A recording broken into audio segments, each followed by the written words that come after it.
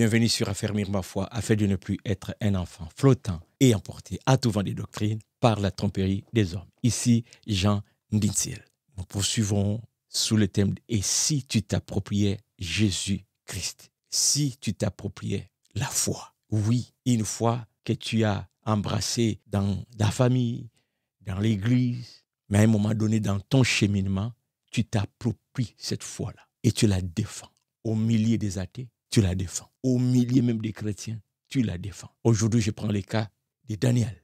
Dès le chapitre 1, l'histoire de Daniel que nous connaissons, je vais juste lire le verset 8. Daniel est résolu de ne pas s'essuyer par les mets du roi et par le vin dont le roi buvait, et il pria le chef des eunuques de ne pas l'obliger à s'essuyer. Daniel résolu, par lui-même, il prend la décision.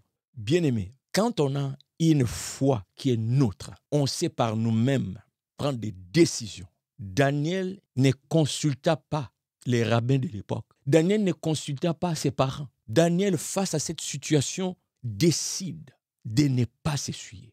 Et il va même dire au chef des eunuques de ne pas l'obliger à s'essuyer. Oh non, non, non, non, non, non, non. Oh non, non, non. C'est mettre debout pour sa foi.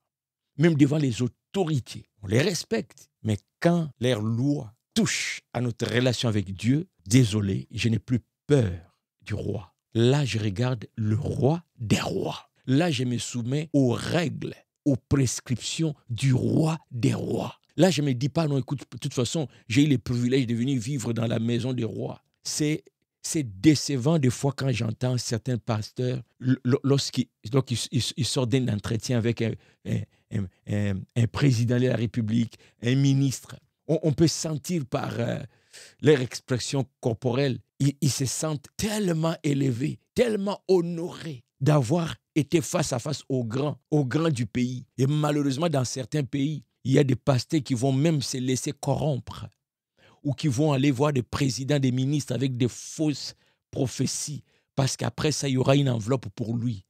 C'est regrettable. Pour moi, là, c'est une preuve. C'est quelqu'un qui ne connaît pas les dieux dont tu parles, qu'il sert, hein, ou il dit qu'il sert le grand Dieu, il ne les connaît pas. Regarde ici un jeune qui connaît bien le Dieu en qui il a placé sa foi. Il est dans le palais royal. Et qui peut résister au roi? Le roi donnait des instructions. Mais tout en étant dans le palais du roi, du roi, lui, il met en valeur la relation qu'il a avec le roi des rois. Des pasteurs entrent dans les bureaux des présidents, des ministres, des PDG, ils tremblent. Et pourtant, le PDG qui te reçoit, le président qui te reçoit en ta qualité de serviteur de Dieu. Pire encore, il y a des pasteurs qui tremblent devant des stars. Je vous en parlerai peut-être prochainement, mais juste pour aujourd'hui, une parenthèse. J'ai entendu un artiste mondain dans le terme biblique que nous utilisons, déclarer qu'un jour, il avait rencontré un célèbre pasteur, je le nommerai peut-être prochainement parce que c'est sur YouTube. Et dit après l'entretien avec ce pasteur lui a dit, tu sais, les chrétiens des fois exagèrent dans certaines choses. Ça c'est le témoignage que nous donne cet artiste de sa rencontre avec ces grands pasteurs. C'est un grand pasteur dans les termes humains ou mondains de dire grand. Et je me suis demandé de cet entretien, ce qui a vraiment touché le cœur de cet artiste. C'est cette déclaration du pasteur. Et ne serait-ce que sur cette déclaration du pasteur de dire que, tu sais, les fois, les chrétiens exagèrent. Moi, même si je n'ai pas tout le contexte, okay, j'ai senti par là un pasteur qui a tremblé devant l'aura d'une star, jusqu'à mépriser la congrégation, à mépriser ta famille chrétienne. Les chrétiens, tu sais, mon ami, écoute, il ne faut pas écouter tout ce que les chrétiens... Je peux même imaginer, je suis certain qu'il s'agissait de comment les chrétiens n'aiment pas la musique du monde ou appellent les musiciens du monde. Et un peu pour le cajoler, tout ça, disent non, c'est comme, continue là, tu sais, fais ce que Dieu t'a demandé de faire, c'est un don que tu as reçu de Dieu, fais-le. Les chrétiens, ils veulent mettre des lois partout, les chrétiens. Mais lui là, dimanche, il vient à l'église, il se met devant les mêmes chrétiens, il dit qu'il est serviteur de Dieu, il va les sermonner, il va leur parler au nom de Dieu, Dieu a dit ceci, Dieu fait cela. Mais devant cette star-là, il tremble. Il renie les mêmes choses qu'il prêche aux chrétiens dans le temple. Parce qu'à ce moment-là, lui, il est sous le charme de la star. Il oublie qu'il est serviteur du Dieu très haut. Ah, Daniel, merci, j'aime ces textes de Daniel. Daniel est dans le palais royal. Il ne tombe pas sous les charmes du roi, du palais, ou encore de l'eunuque, du chef des eunuques qui est à côté de lui. Puisqu'on lui demande de faire quelque chose qui est contraire à sa foi, il dit, oups, là, stop, on ne m'oblige pas. Il résolut dans son cœur. Et plus tard, vous lirez, même quand il sera Daniel face à la menace d'être tué, d'abord, lorsqu'on interdit qu'il prie, Daniel va prier pareil. Lisez les textes. Daniel va même subir une menace d'être jeté dans la fournaise s'il continue de résister à ne pas se plier au décret du roi.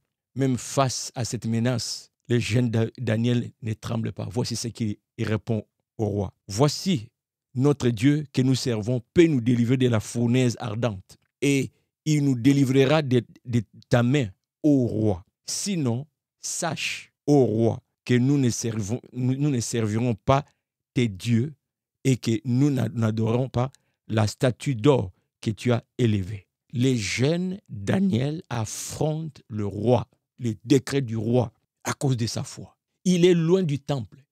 Il est loin de tous ces grands noms, les sacrificateurs, tous les leaders spirituels. Personne n'est autour de lui, il est seul.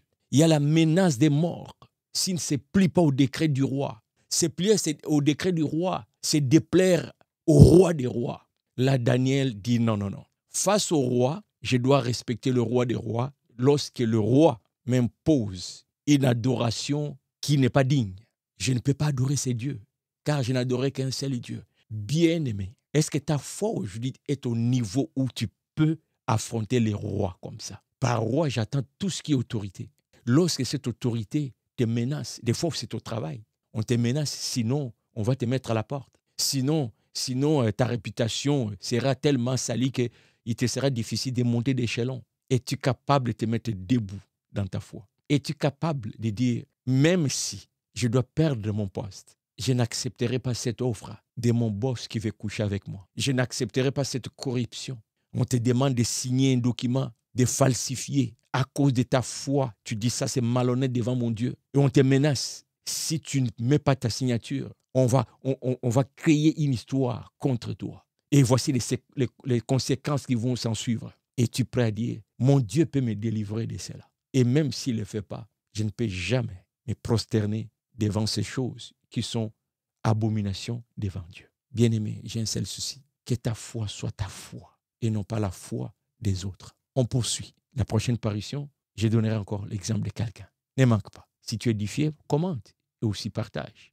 Et le courage de partager ce qui édifie au lieu de juste dire Amen et passer à autre chose. Mais avoir la facilité de parler et de republier des choses qui sont des fois terre à terre, juste faire rire les gens. Alors que ce qu'il y a de mieux à donner à tout être humain sur cette terre, c'est cette parole qui donne la vie éternelle.